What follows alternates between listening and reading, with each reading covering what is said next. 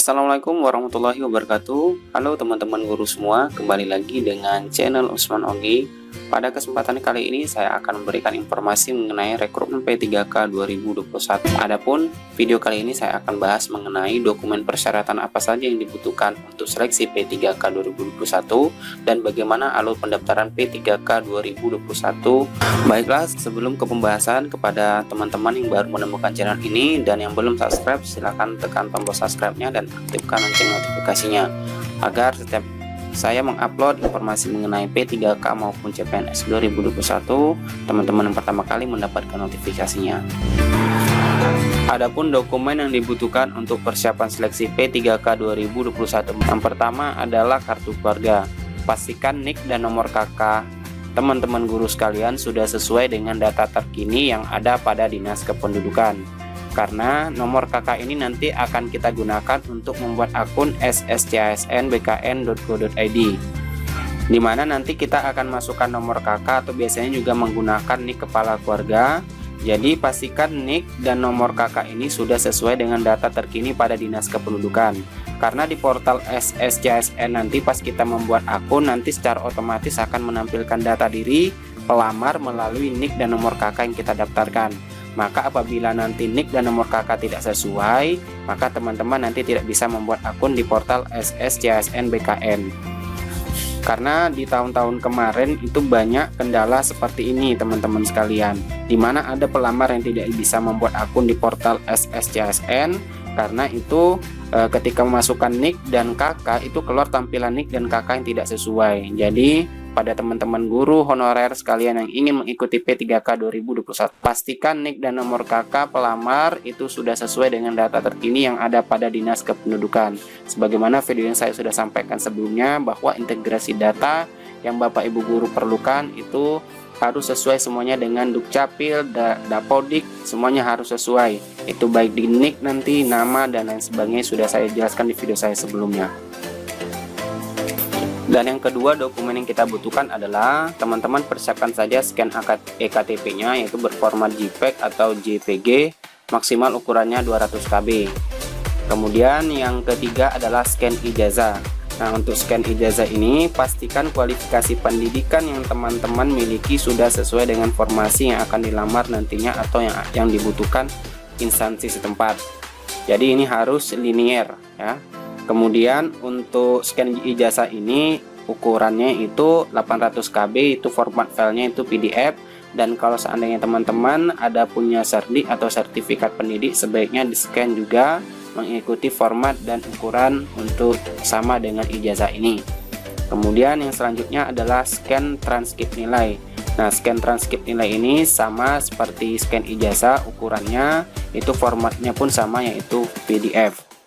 Kemudian yang selanjutnya ada scan pas foto yang berlatar belakang merah dan formatnya JPEG atau JPG, dimana ukuran minimal 120 KB dan maksimal 200 KB. Selanjutnya swafoto. Untuk swafoto ini nanti teman-teman guru itu bisa melakukan swafoto apabila selesai membuat akun. Kemudian nanti teman-teman guru sekalian akan mencetak kartu informasi akun.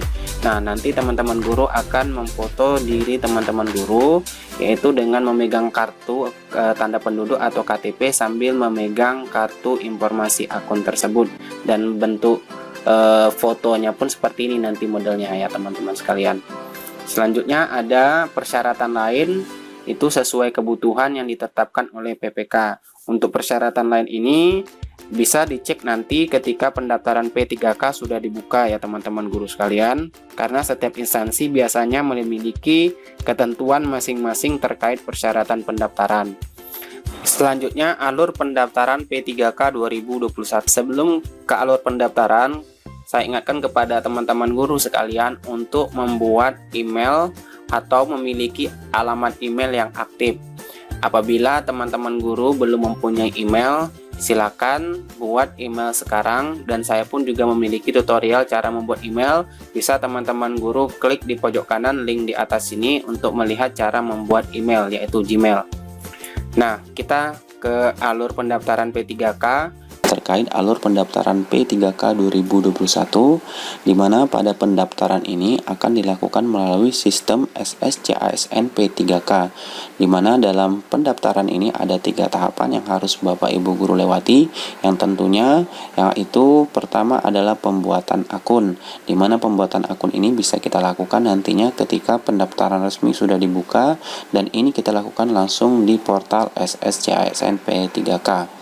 Kemudian yang kedua adalah mengenai pendaftaran, dan yang ketiga adalah pencetakan kartu ujian, di mana pencetakan kartu ujian ini nantinya akan dijadikan sebagai dasar untuk mengikuti ujian seleksi yang akan diselenggarakan. Proses seleksinya berdasarkan sistem UNBK dan tentunya dikoordinasikan langsung oleh Kementerian Pendidikan dan Kebudayaan. Baiklah, kita akan bahas lebih jauh terkait dengan pendaftaran, di mana dalam proses pendaftaran yang harus dilakukan Bapak dan Ibu guru honorer nantinya yaitu pertama adalah memilih menu registrasi yang pastinya setelah portal SSCASN P3K ini sudah bisa diakses, yaitu ketika pendaftaran resmi sudah dibuka. Kemudian pendaftar memilih satu dari 3 kategori, yaitu guru honorer atau individu baru yang telah memiliki sertifikat pendidik atau guru honorer K2. Kemudian pendaftar menginput ID berupa nomor registrasi K2 atau NUPTK. Kalau tidak ada NUPTK bisa menggunakan NIK, dan kemudian atau menggunakan nomor sertifikat pendidik. Dan yang perlu Bapak Ibu guru ketahui, individu yang dapat mendaftar seleksi guru P3K itu dideteksi berdasarkan ID nomor registrasi K2 atau NUPTK atau NIK atau nomor sertifikat pendidik. Karena di dalam pendaftaran nanti akan terintegrasi langsung dengan data di Dapodik, yaitu data pendidik dan tenaga pendidikan oleh Kemendikbud, dan tentunya juga nanti akan terintegrasi langsung dengan Dukcapil, yaitu terkait dengan nomor induk kependudukan. Karena setiap pelamar nantinya wajib menginput NIK ketika melakukan pendaftaran, karena sudah kita ketahui bersama bahwa yang bisa mengikuti seleksi ASN adalah warga negara Indonesia, dan tentunya hal ini diwakili dengan NIK yang dimiliki oleh teman-teman guru sekalian. Kemudian di data pelamar yang bisa mengikuti P3K nantinya yaitu data yang berbasiskan oleh data Dapodik dan BKN. Jadi 2 database ini menjadi landasan atau dasar bagi pelamar yang bisa mengikuti P3K nantinya. Karena di sistem pendaftaran nanti pada akhirnya akan terkoneksi dengan data Dapodik yang bertujuan untuk memastikan bahwa calon pelamar P3K memang orang-orang yang terdaftar di Dapodik maupun di data BKN. Oke, itulah terkait dengan pendaftaran yang harus Bapak Ibu guru lalui atau yang harus Bapak Ibu guru lewati nantinya. Kemudian di tahapan yang kedua adalah seleksi administrasi. Tentunya hal ini berhubungan dengan berkas-berkas yang harus teman-teman guru persiapkan. Di mana di sini dijelaskan seleksi berkas itu berupa pernyataan tanggung jawab mutlak, KTP, dan surat lamaran. Dan di sini Kementerian Pendidikan dan Kebudayaan baru menyertakan 3 berkas yang harus tentunya Bapak Ibu guru siapkan.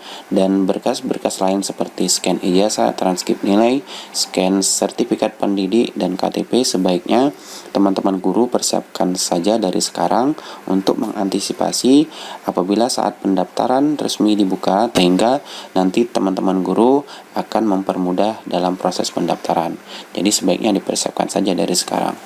Kemudian yang kedua adalah tahapan pengecekan linearitas mata pelajaran dengan sertifikat pendidik atau latar belakang pendidikan, tentunya ini by system. Kemudian pengecekan nomor mahasiswa terkait ijazah dan jurusan, ini by system juga. Dan untuk tahapan yang ketiga yaitu tahapan asesmen, di mana di sini tipe konten asesmen yaitu kompetensi teknis, tes bakat skolastik, kemudian manajerial dan sosiokultural, dan pertanyaan wawancara yang dijawab secara tertulis. Kemudian skor asesmen dapat diumumkan real time saat asesmen selesai, dan hal ini tentunya sama dengan pelaksanaan CPNS ya. Ketika kita sudah selesai melaksanakan ujian, tentunya kita langsung bisa melihat hasil ujian yang sudah kita lakukan. Kemudian yang ketiga, peserta diberi kesempatan mengikuti ujian seleksi hingga 3 kali. Dan tahapan yang keempat adalah pengumuman, di mana di tahapan pengumuman ini Kemendikbud nantinya akan menyerahkan semua skor hasil asesmen kepada Panselnas, yang mana sudah saya sampaikan tadi bahwa pelaksanaan ujian ini menggunakan sistem UNBK yang dikoordinasikan langsung oleh Kementerian Pendidikan dan Kebudayaan. Kemudian BKN melakukan perankingan peserta sesuai formasi per kabupaten atau kota nantinya. Dan Panselnas menyerahkan hasil perankingan peserta sesuai formasi ke pemerintah daerah, dan kemudian pemerintah daerah mengumumkan peserta yang lulus beserta sekolah penempatan.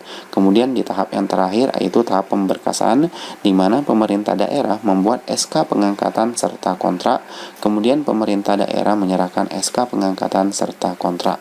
Dan itulah alur pendaftaran untuk P3K 2021 yang bisa saya sampaikan. Semoga informasi ini bermanfaat untuk teman-teman guru yang akan mengikuti seleksi P3K 2021. Dan jika ada informasi saya kurang, silakan tambahkan di kolom komentar agar bisa menjadi acuan bagi teman-teman guru yang lain. Sekian informasi ini, semoga bermanfaat. Wassalamualaikum warahmatullahi wabarakatuh.